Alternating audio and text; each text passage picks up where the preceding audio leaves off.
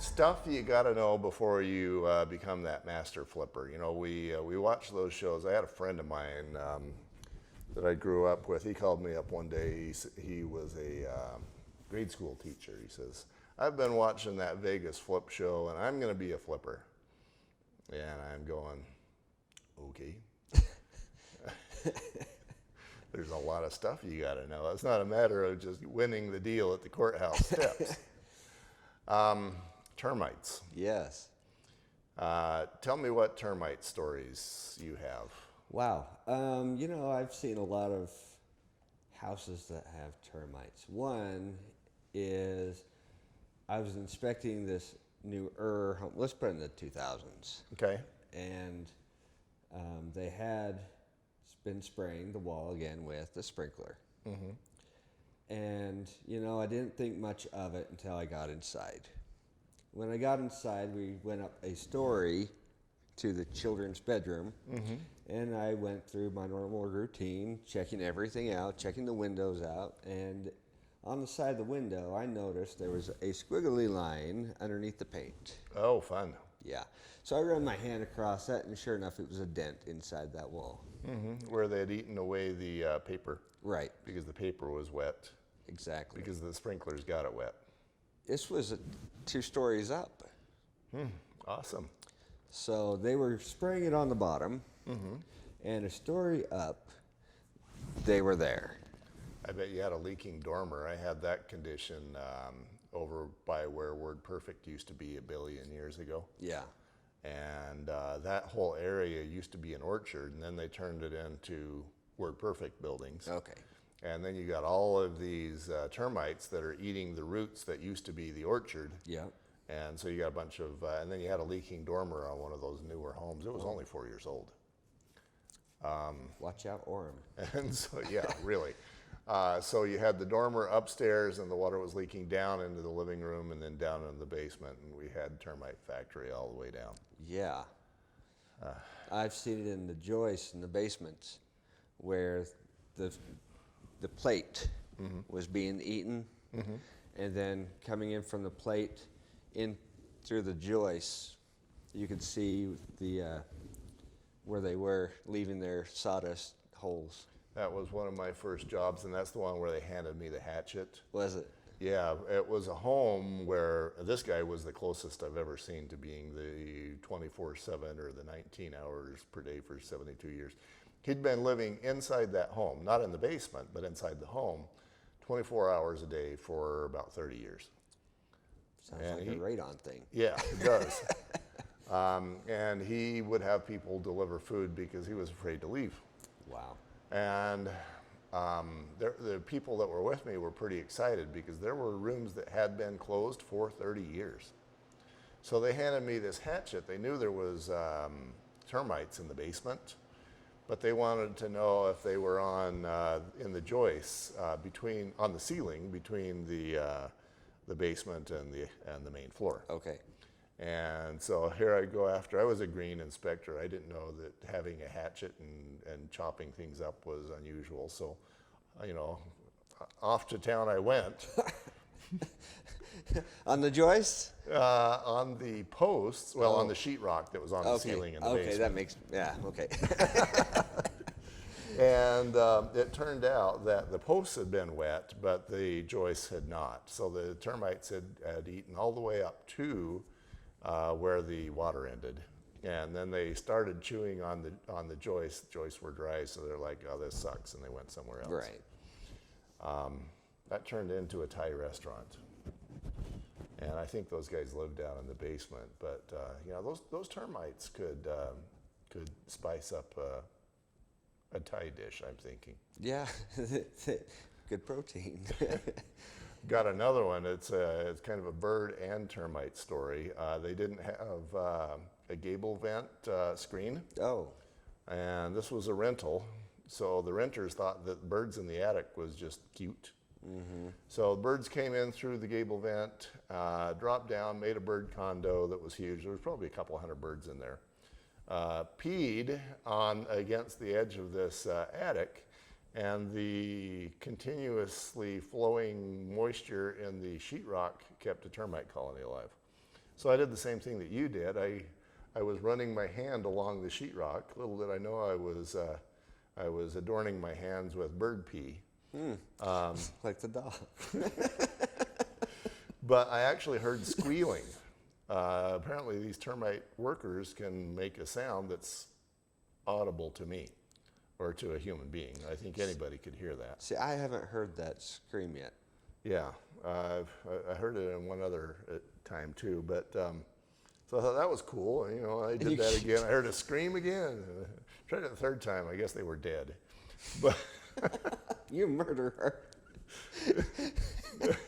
so, yeah, the termites, they're looking for wet wood or wet something that used to be wood. And again, referring to the house I did today, you had a whole bunch of leaves down in a window well, and you had a back door entry where you had 4 inches of leaves built up. The frame gets covered. So the termite queen starts in that pile of leaves, moves into the frame, and then goes into the house looking for wet wood. And boy, I have stories.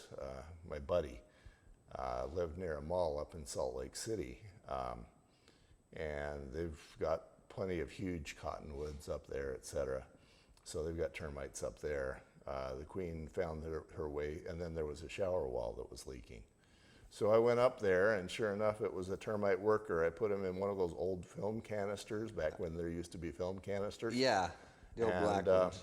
Drove that termite worker home, looked at him when I got home 25 minutes later, and he was half his size and dead.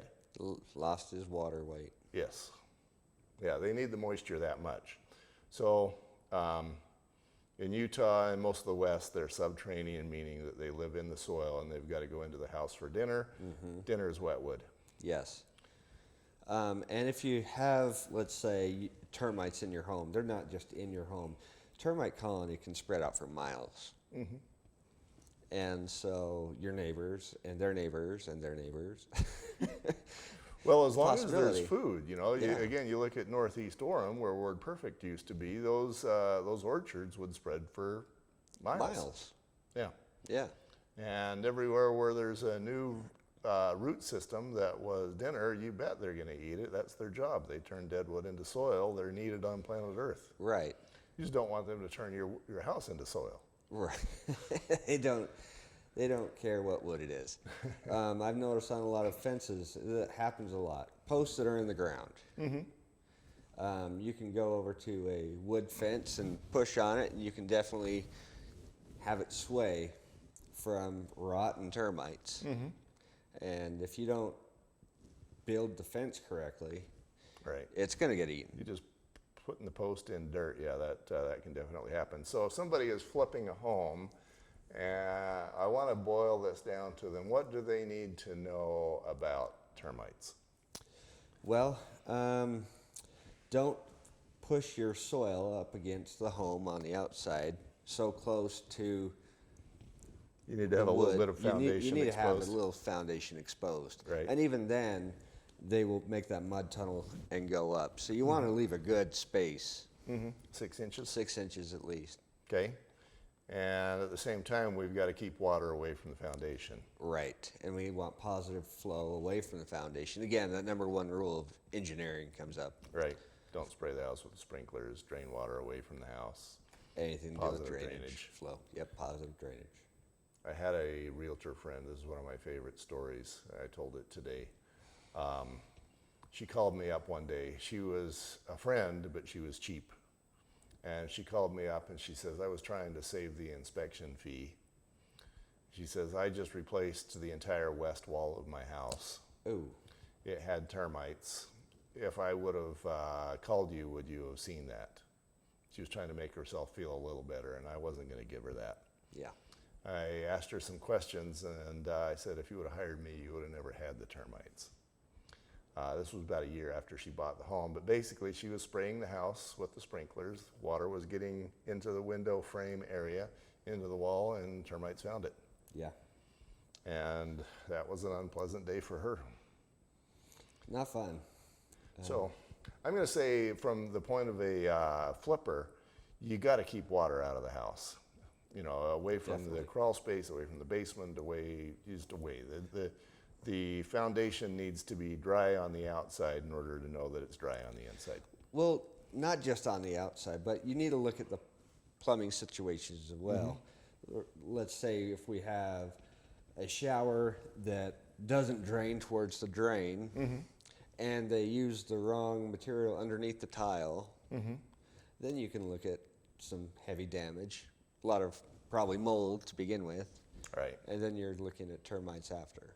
Right. And my buddy actually had one of those old shower heads where you just kind of turned the plumbing as you turn the head. Yeah. And I don't think he had any Teflon tape there, but you could turn plumbing that wasn't supposed to move.